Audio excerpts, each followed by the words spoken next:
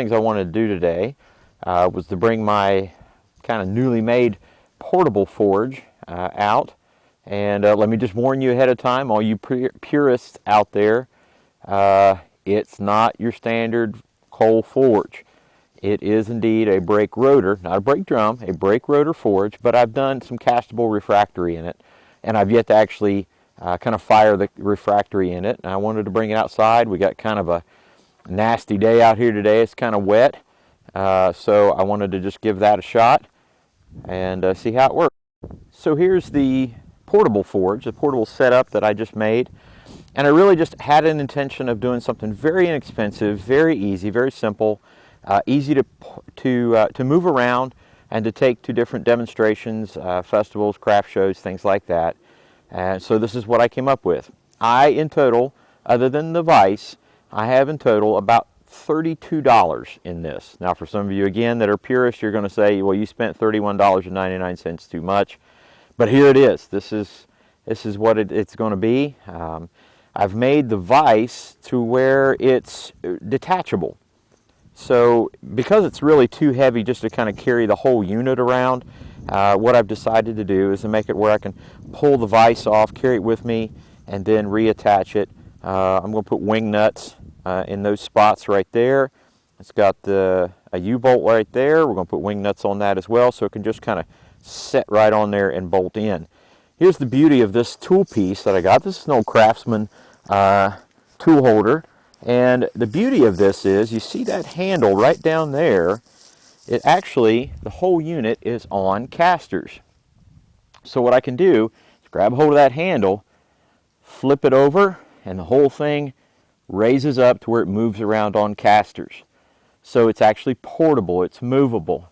The other thing that I did is this is the old air system out of the forge that was inside the shop.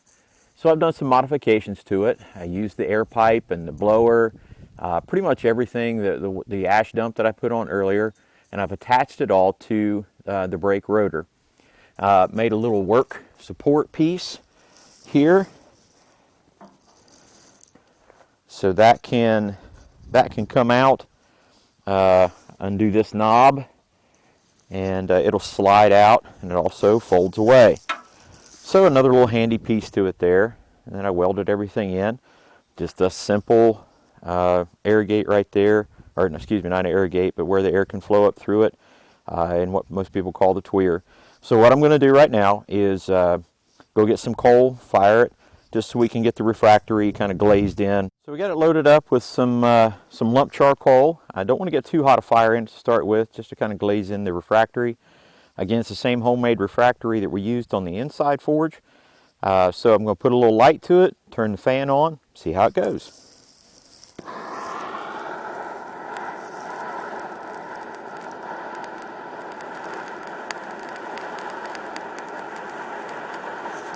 Really, more than anything right now, it's just a test to see how everything functions. Not so much about forging temperatures and things like that.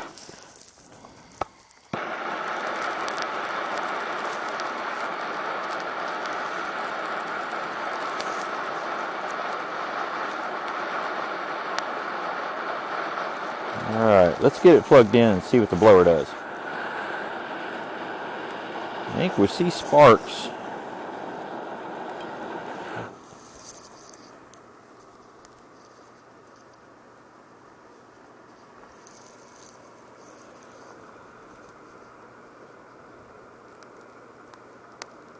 While that's getting going, I'm really kind of excited about having the vise right connected to it.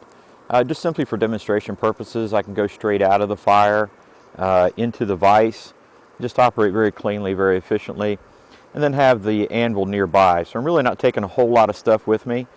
I can kind of simplify the load as I go to different demos and shows. So that's what I'm really looking forward to. Let's see if we can get this going. So we got a little bit of a fire going. As I can see right here, you know, I don't know that we're going to have a monster air supply enough to really support coke.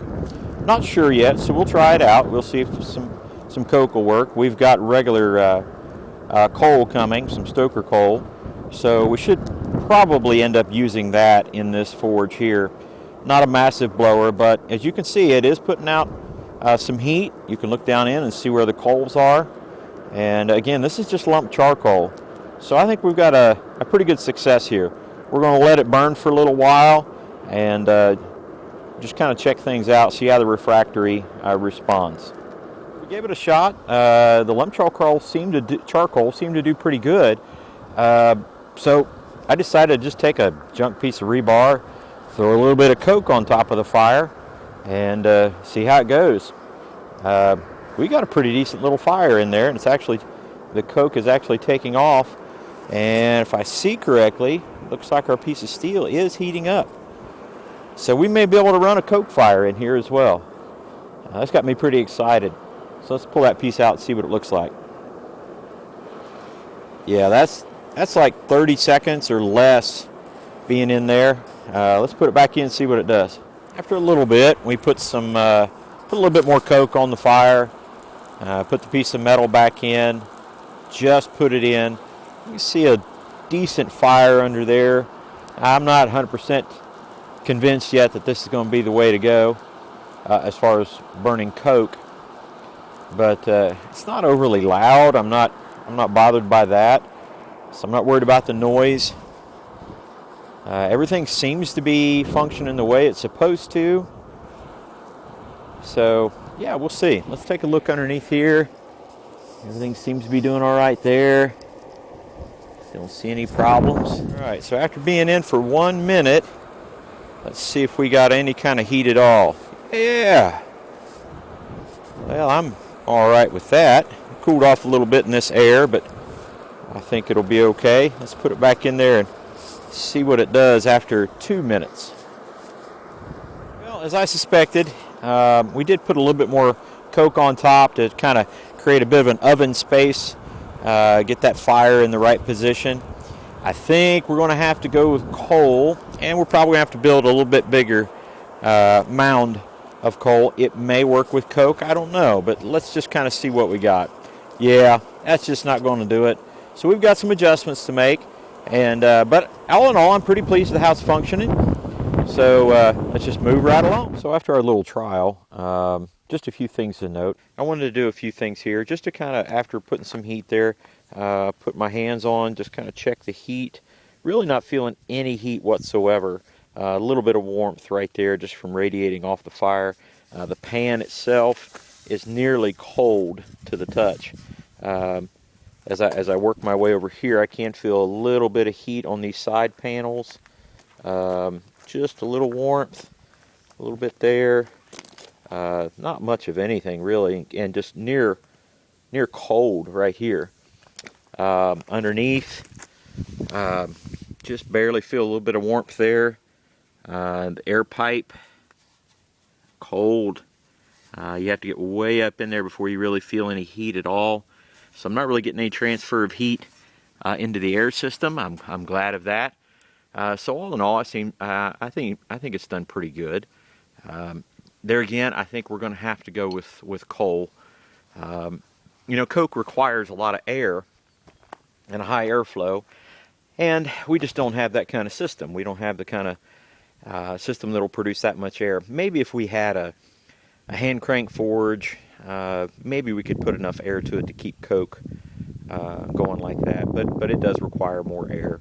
In a little bit, we'll take the coke out, see how the refractory responded.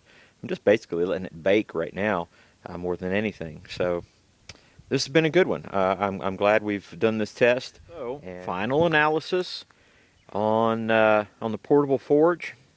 Yeah, we're probably going to have to go with coal. May even run charcoal. Who knows? But boy, it just seemed to perform exactly how we anticipated.